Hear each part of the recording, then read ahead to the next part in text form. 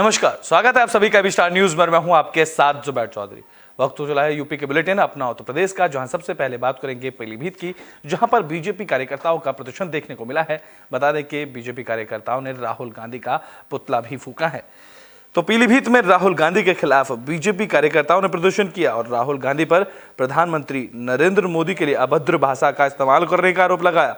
माधव टांडा देवीपुर गांव के पास बीजेपी कार्यकर्ताओं ने राहुल गांधी के खिलाफ जमकर नारेबाजी की और राहुल गांधी का पुतला भी फूंका। इस दौरान बड़ी संख्या में बीजेपी कार्यकर्ता प्रदर्शन में मौजूद रहे।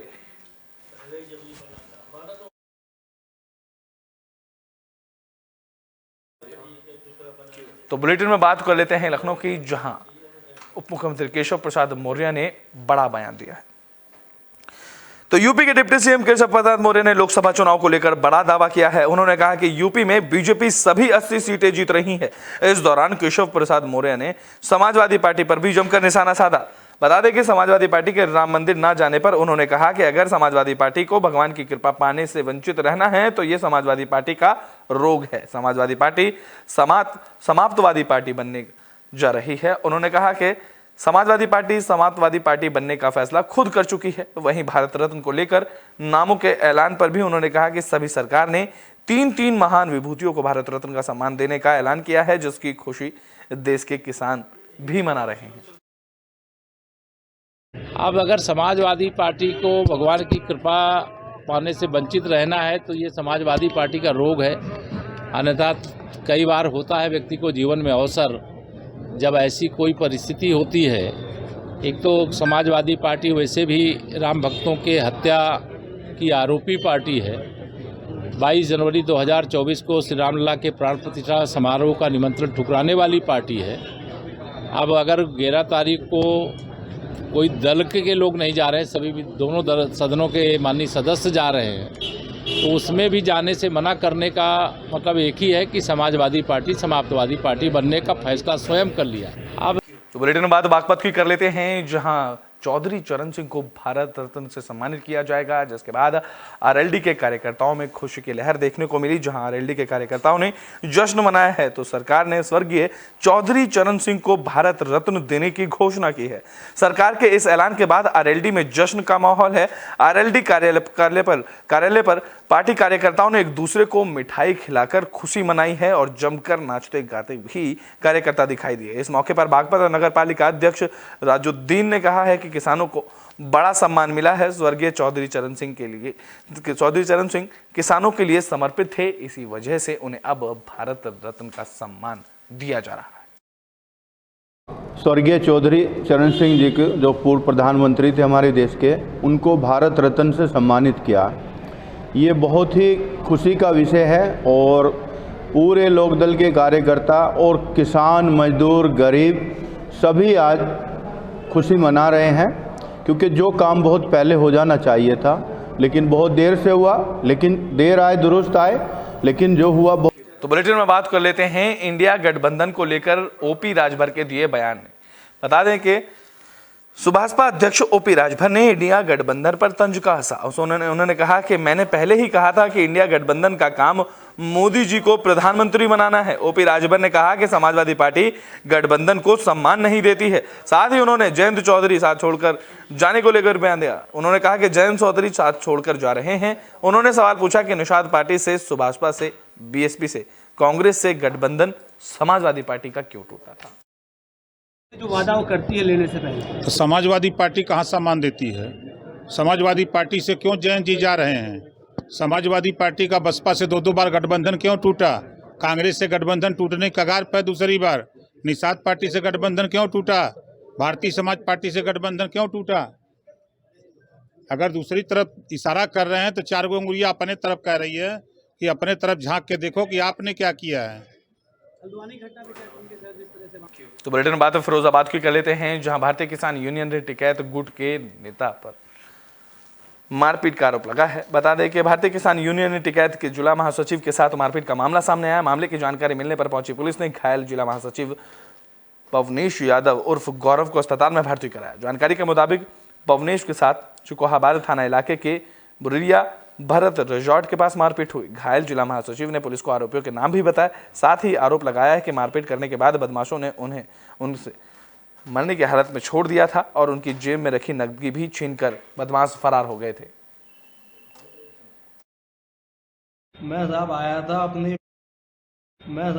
था अपने गेस्ट हाउस के लिए सामान लेने, तो सामान लेके जा रहा था तो मैं भरत रिसोर्ट निकला। उसके बाद वो खाली खेत पड़ते हैं, वहीं पर ये 5 लड़के आए तो उन्होंने मेरे ऊपर हमला कर दिया। मुंह में तमंचे की नली घुस के और लाठी डंडों से मारपीट कर दी और मेरे पास 30-35 रुपये थे, वो सारे लूट ले गए। जब मैं बेहोश हो गया तब मुझे मरण संपन्न स्थिति में पड़ा छोड़ के भाग गए। तो बुलेटिन बात पीलीभीत की कर लेते हैं, जहां बरेली में हुए बवाल के बाद प्रदर्शन देखने को मिला। तो बरेली में जुमे की नमाज के बाद हुए बवाल को लेकर मुस्लिम समुदाय में आक्रोश देखने को मिल रहा है। पीलीभीत में मुस्लिम पर्सनल लॉ बोर्ड के प्रदेश अध्यक्ष नूर अहमद अजहरी ने मामले को लेकर उप जिलाधिकारी को राष्ट्रपति के नाम ज्ञापन सौंपा। इस मामले को लेकर पीलीभीत के पूरनपुर तहसील के ईदगाह पर मुस्लिम समुदाय के लोगों ने विरोध प्रदर्शन भी किया।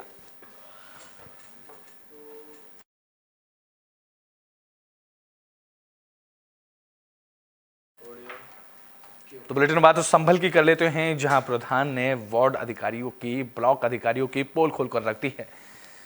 तो संभल से हैरान कर देने वाली खबर सामने आई, जहां ग्राम प्रधान ने ब्लॉक अधिकारियों पर गंभीर आरोप लगाए हैं। बीडीओ से लेकर कर्मचारियों तक कमीशन लेने का आरोप ग्राम प्रधान ने लगाया है। बता दें कि ग्राम प्रधान के आरोपों से हड़कंप मच गया। ग्राम प्रधान का कहना है कि जब उन्हें कमीशन नहीं दी जाती तो वो पेमेंट रोक देते हैं। इतना ही नहीं, ग्राम प्रधान ने समस्या का समाधान ना होने पर केरोसिन डालकर आत्मदाह करने की भी चेतावनी दी है। साथ ही बीडीओ ने प्रधान के आरोपों को निराधार बताया है। ग्राम पंचायत बघोई के ग्राम प्रधान का मैसेज आया था कि उन्होंने कुछ काम कराया है और उसके भुगतान अभी तक नहीं हुए हैं। तो सचिव को हमने 2 दिन पूर्व निर्देशित किया था कि उनका भुगतान कर दिया जाए, और कल दोबारा उनका मैसेज आया था प्रधान जी का, तो हमने दोबारा सचिव को कहा, तो उसने जो है उनका कुछ भुगतान कर दिया है। कुछ बाकी है, जो कह रहा है कि अभी मैं उनसे जो भी पत्रावली है वो प्राप्त करके उसको भी भुगतान कर दूँगा। क्या परेशानी आ रही है? परेशानी ये काम कंप्लीट है, अधिकारियों से बोल के परेशान है, एक बार भी 10 बार बोल के परेशान है कि भाई जिसने जो लेना है वो तो जाएगा, छुपा हुआ कुछ नहीं जी, कुछ और बढ़ाना तो बढ़ाओ, लेकिन काम हमारा करो, लेकिन कुछ नहीं तो जाएगा। हम आदमी क्या करे, या तो यहाँ से ये काम होगा वरना हम उसी की जान देंगे, हमें लड़ेंगे इलेक्शन। हम कुछ साल का बात। तो यहाँ किसी अधिकारी से कहा आपने? अधिकारी सबको पता है, सब अपने ऑफिस में बैठे हुए हैं। तो बुलेटिन में बात अब कन्नौज की कर लेते हैं, जहां किसान और लोग आवारा जानवरों से परेशान हैं। इस बीच ग्रामीणों ने आवारा जानवरों को स्कूल में बंद कर दिया। तो कन्नौज में आवारा जानवरों से परेशान ग्रामीणों ने आवारा जानवरों को स्कूल में बंद कर दिया। आवारा जानवरों को स्कूल में बंद करने का वीडियो सोशल मीडिया पर भी वायरल हो रहा है। वायरल वीडियो सदर ब्लॉक के बिम्मा पूर्वा का बताया जा रहा है। इस मामले की जानकारी मिलते ही बीएसए ने ग्राम प्रधान को आवारा जानवरों को बाहर निकालने के निर्देश दिए। साथ ही बीएसए ने बताया कि ग्रामीणों ने आवारा जानवरों को जर्जर बिल्डिंग में बंद किया है।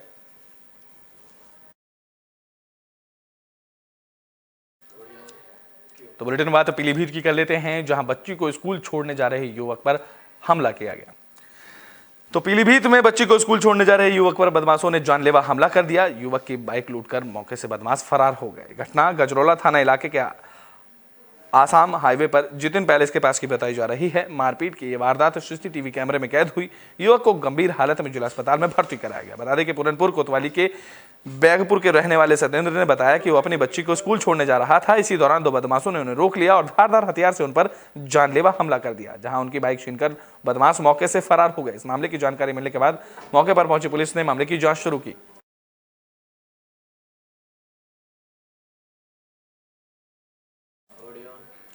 तो बुलेटिन के आखिरी में बात बागपत की कर लेते हैं, जहां स्कूल में खेल प्रतियोगिता का आयोजन किया गया।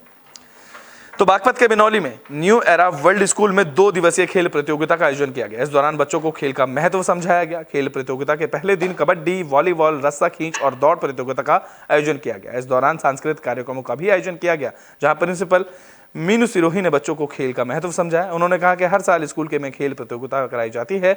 बच्चों का विकास केवल 95% नंबर से ही नहीं बल्कि खेल से भी होता है, इसलिए इस तरह का खेल प्रतियोगिता का आयोजन लगातार स्कूल में किया जाता रहता है। आज हमारा फिर से वार्षिक खेल कूद का समारोह था बच्चों का। हर साल हम लोग यहाँ करते हैं। इस क्षेत्र में बहुत टैलेंट है बच्चों के अंदर, उसको विकसित करने के लिए हम लोग हर साल खेल कूद आयोजन रखते हैं बच्चों का। तो इसमें हर वर्ग का बच्चा नर्सरी से लेकर 12वीं तक का अलग अलग खेलों में भाग लेता है। उसका एक ये महोत्सव होता है हर साल। तो इस दफ़ा वही था, ये आज का दिन हमारा खेल कूद महोत्सव। कितने बच्चे हैं सर आपके यहाँ? हमारे इस वक्त करीब 800 को छूते हुए बच्चे हैं। अभी रजिस्ट्रेशन और हो रही है। अब जो नया सत्र स्टार्ट होगा, क्योंकि स्कूल अभी हाल ही में एफिलिएट हो गया है CBSE से, तो पूर्णतः पूरी रूप से 12वीं तक का स्कूल ये हो जा रहा है। सर बेहद खुशी के साथ बताना चाहूँगी कि आज एनुअल स्पोर्ट्स मीट है। बच्चे अपनी एंथुजियाज्म खेल के द्वारा आज अपनी योग्यता को यहाँ इस ग्राउंड में प्रदर्शित कर रहे हैं। साल में एक बार ये कार्यक्रम हम कराते हैं जिससे बच्चे न केवल पढ़ाई। तो यूपी के बुलेटिन अपना उत्तर प्रदेश में भी के लिए बस इतना ही। देश और दुनिया की तमाम खबरों के लिए देखते रहें AB स्टार न्यूज।